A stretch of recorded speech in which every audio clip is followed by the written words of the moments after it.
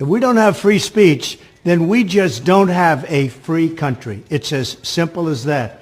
If this most fundamental right is allowed to perish, then the rest of our rights and liberties will topple, just like dominoes, one by one. They'll go down.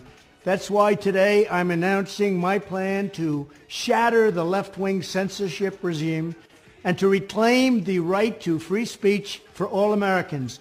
And reclaim is a very important word in this case because they've taken it away. Joe Rogan expressed admiration for President-elect Donald Trump's plan to end left-wing censorship in the U.S., sharing a video where Trump detailed his approach to protecting free speech.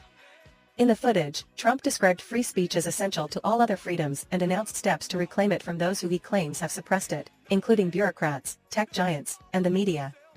Trump's plan includes banning federal agencies from working with corporations to limit speech and directing the DOJ to investigate censorship efforts. Rogan enthusiastically supported Trump's vision.